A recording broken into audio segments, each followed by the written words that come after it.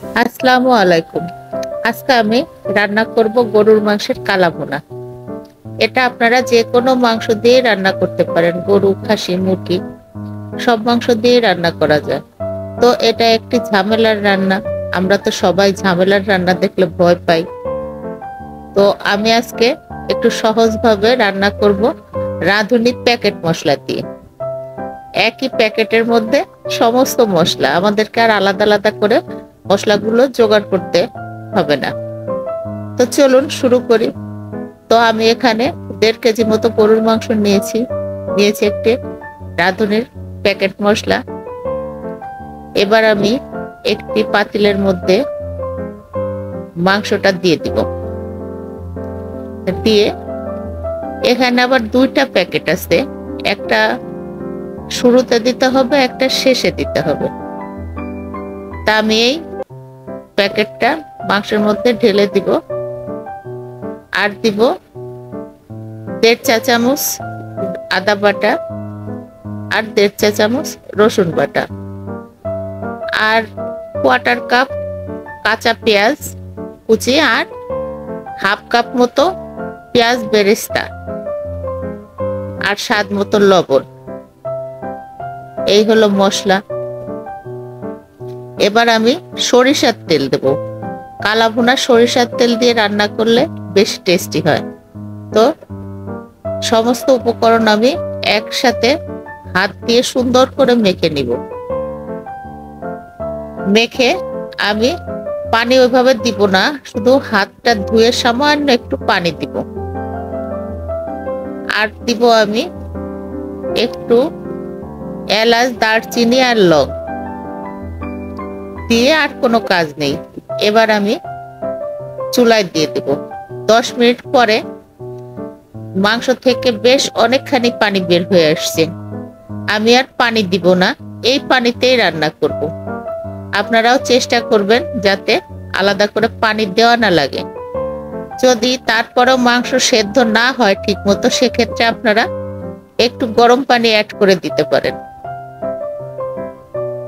আর চুলার জালটা একবারে লো হিটে দিয়ে রান্না করলে এই পানিতেই মাংসটা সিদ্ধ হয়ে আসবে। এখন আর কোনো কাজ নেই। এবার আমি রান্নার শেষে চলে এসেছি। এবার আমি ওই দ্বিতীয় যে প্যাকেটটা ছিল রাঁধুনির মধ্যে, প্যাকেট মশলার মধ্যে, ওই প্যাকেটটা আমি মাংসে অ্যাড করে দিব। দিয়ে নেড়ে চেড়ে আমি আরো 10 মিনিট মতো রান্না করব। আমার মাংসটা সিদ্ধ হয়ে গেছে। 10 মিনিট পরে আমি অন্য একটি পাত্রের মধ্যে বাগার দিব। প্রথমেই আমি খানিকটা সরিষার তেল দিয়ে দিব। তার মধ্যে আমি কয়েকটা, এই 6-7টা মতো আস্ত শুকনা মরিচ দিয়ে দিব। আর দিব 1 টেবিল চামচ মতো আদা কুচি। এই আদাটা যখন একটু ব্রাউন হয়ে আসবে, তখন এর মধ্যে আমি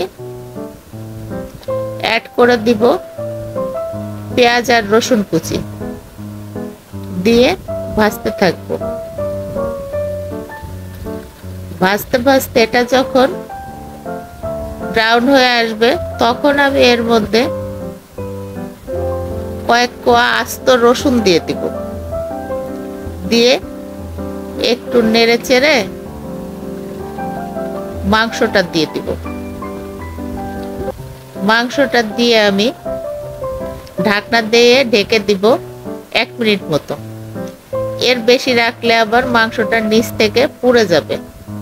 তো মাংস দিয়ে ঢেকে 1 মিনিট রাখার পর আমি ঢাকনাটা খুলে এখন আমি অনবরত নাড়তে থাকবো। নাড়তে নাড়তে মাংসটা যখন নামানোর সময় হয়ে আসবে, কালো কালো হয়ে আসবে, তখন তার মধ্যে আমি 1 কাপ মতো পেঁয়াজের পাপড়ি দিয়ে দিব।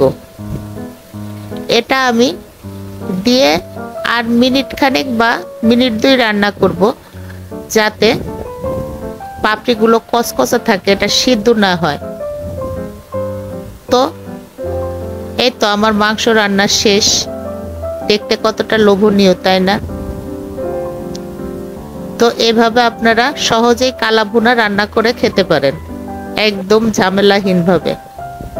তো ধন্যবাদ সকলকে সাথে থাকার জন্য। আল্লাহ হাফেজ।